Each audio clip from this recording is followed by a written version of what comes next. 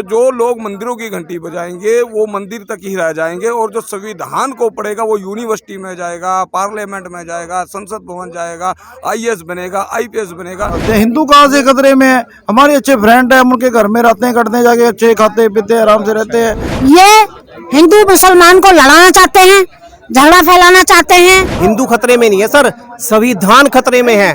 संविधान की जो लाइन है वो खतरे में है, और जो हमारा समाज और हमारा हिंदुस्तान है ना सर, वो खतरे में है। देश जो है आज तक संविधान से ही चला है और संविधान से ही चलेगा। ये हनुमान चालीसा या हिंदू मुस्लिम करने से ये कभी देश नहीं चल सकता।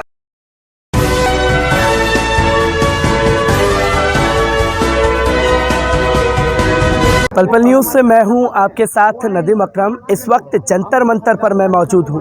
मैं कहना चाहूँगा कि एक बार इन तस्वीरों को दिखाया जाए। संविधान चालीसा जंतर मंतर पर पढ़ी जा रही है, पर यहाँ संविधान चालीसा की खास बात ये है कि नेशनल मीडिया, जिसे गोदी मीडिया कहते हैं, वो यहाँ से पूरी तरह से नदारत है, क्योंकि यहाँ से कुछ 5 किलोमीटर की दूरी पर नवनीत राणा, जिन्होंने महाराष्ट्र में बवाल किया कि हनुमान चालीसा मुख्यमंत्री के घर के बाहर जाकर के पढ़ूंगी, पूरा नेशनल मीडिया आज उसे कवर कर रहा है। पर जिससे देश बचेगा संविधान, उसकी बात कोई नहीं करना चाहता। इसी पर बात करने के लिए मेरे साथ साथी मौजूद हैं।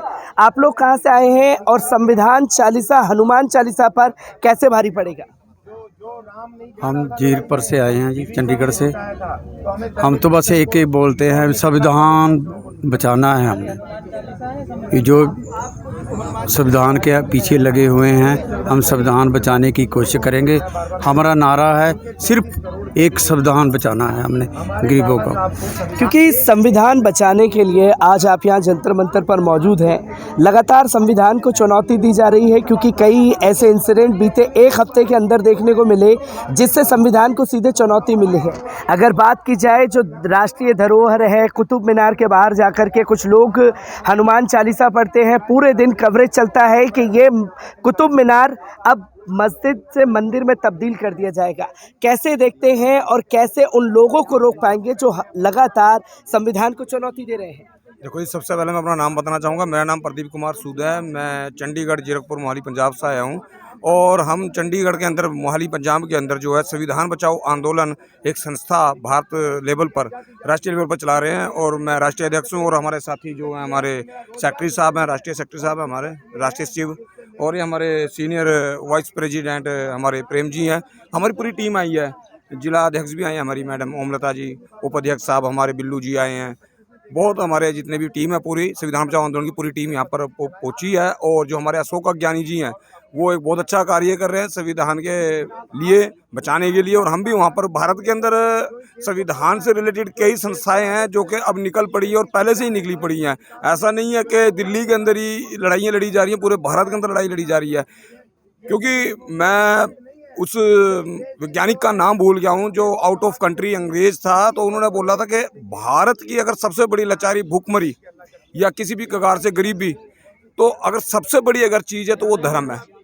क्योंकि मैं अपने द्वारा कहना चाहता हूँ कि धर्म के ऊपर ही मैं बात करूँगा कि ये धर्म नहीं, ये धंधा है, और पढ़ा लिखा इंसान भी अंधा है। क्योंकि जो थोड़े कम पढ़े व्यक्ति हैं, तो ये जो पढ़े लिखे व्यक्ति होते हैं ना, यही लोग धर्मों की तरफ जाते हैं, यही मंदिरों की घंटियां बजाते हैं।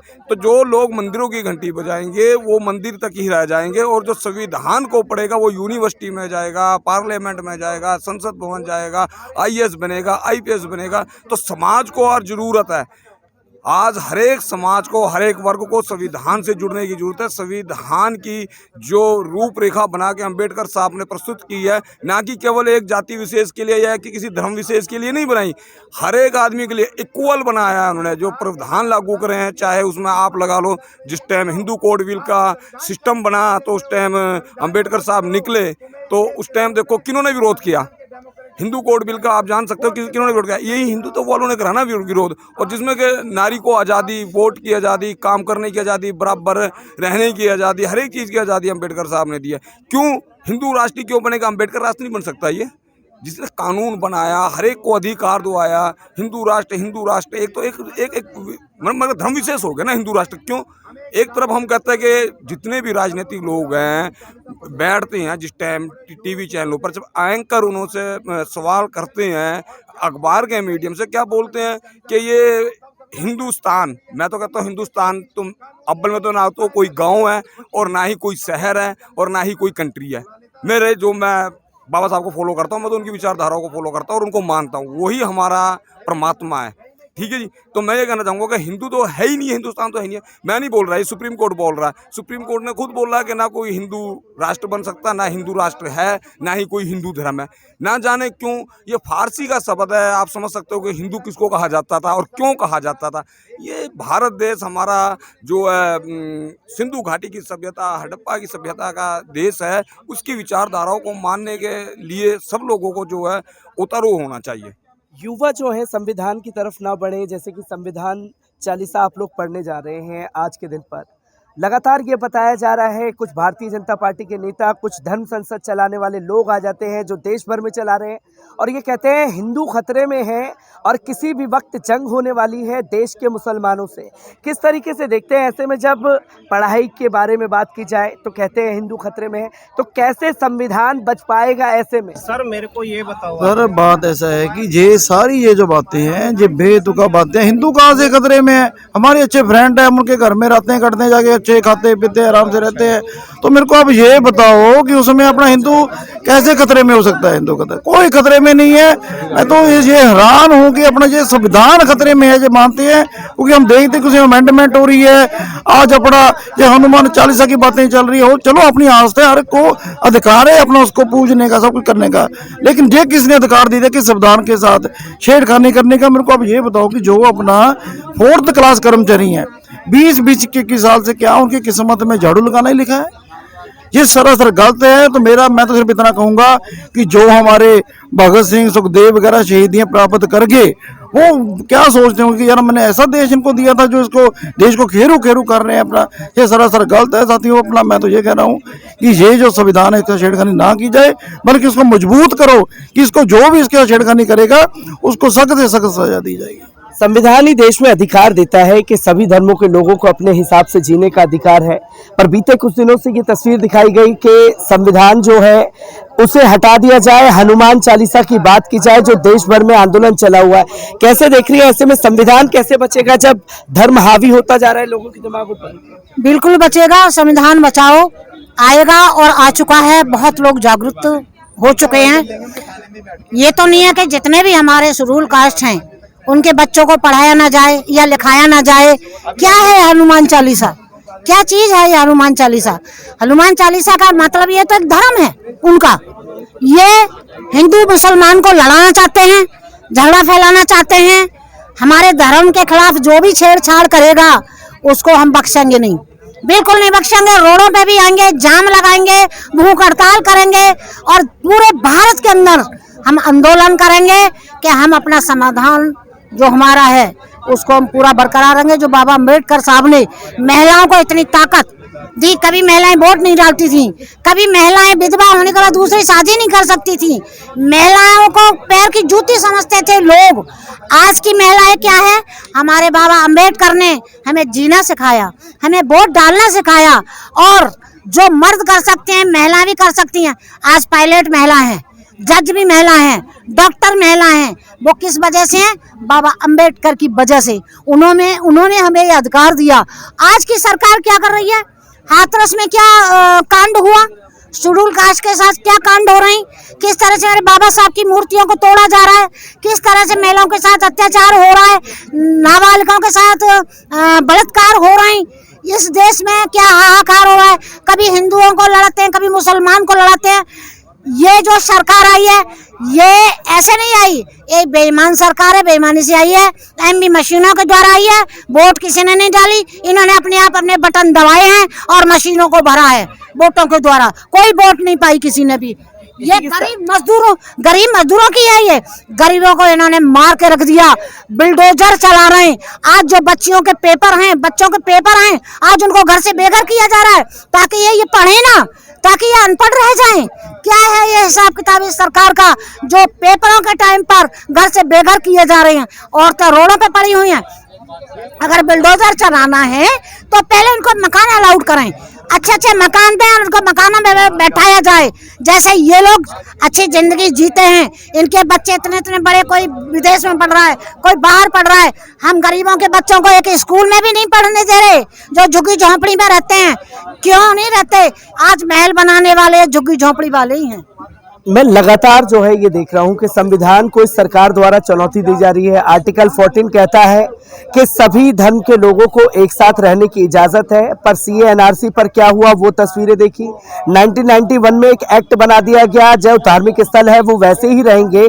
बार बार चुनौती दी जा रही है। मैं ये जानना चाहता हूँ कि ये संविधान को सरकार की चुनौती है या देश के मुसलमानों से जंग होने वाली है उस चीज की चुनौती दे रहे हैं लगातार?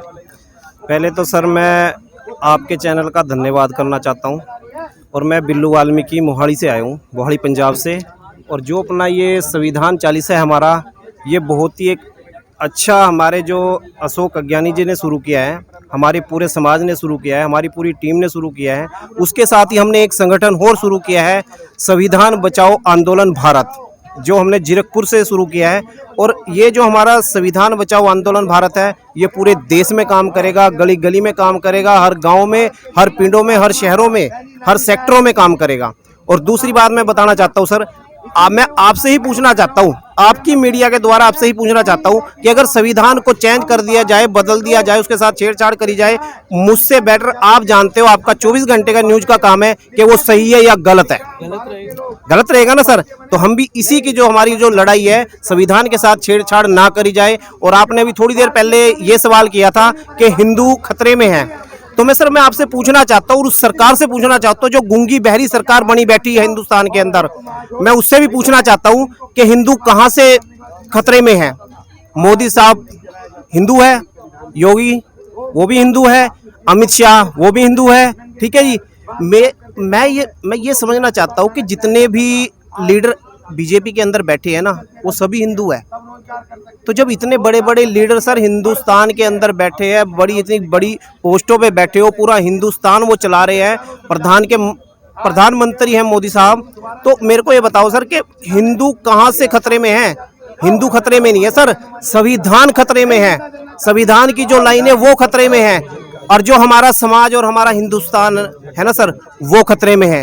वो खतरे में इसलिए है कि संविधान के साथ अगर छेड़छाड़ करी जाती है तो पूरा समाज, पूरा हिंदुस्तान रोडों पे होगा, और ये बिल्कुल बर्दाश्त नहीं होगा कि संविधान के साथ छेड़छाड़ करी जाए। आपको पता है कि 2 अप्रैल 2018 को जब छेड़छाड़ करी थी, पूरा देश सर रोडों पे हुआ था, और रातों रात उस संविधान को बदलवाया गया था। आप ये खुद समझदार हो। हनुमान चालीसा पर संविधान चालीसा कैसे भारी पड़ने वाला है? क्योंकि जिक्र सिर्फ हर जगह यही है कि हनुमान चालीसा मस्जिदों के बाहर पढ़ना है। देखिए, अगर हम बात करें हनुमान चालीसा की, तो वो तो सिर्फ हमें एक धर्म से जोड़ता है, हमें एक ज्ञानी बनाता है। लेकिन संविधान क्या करता है? संविधान हमारे हक दिलाता है। अगर हम पार्लियामेंट में बात करें तो जितने भी आर्टिकल्स हैं वो सब किसने लिखे हैं? कहाँ से आए हैं? बाबा साहब ने लाए हैं। तो आज हम देखें तो जो संविधान को नहीं समझ पा रहे, जो सरकार संविधान को नहीं समझ पा रही, तो वो संविधान की कदर कहाँ करेंगे? वो बाबा साहब की कदर कहाँ करेंगे? क्योंकि अगर संविधान चालीसा हमने शुरू किया है, वो इसीलिए शुरू किया है ताकि SC ST ही नहीं, हर इंसान उस संविधान के माध्यम से अपने हक ले सके और उसे समझे। आज हम चंद लोग हैं यहाँ पे, और बहुत जल्द ये चंद बहुत ज्यादा होने वाले हैं। सबको अपना अधिकार मिलना चाहिए और सबको हक है अपना अधिकार लेने का।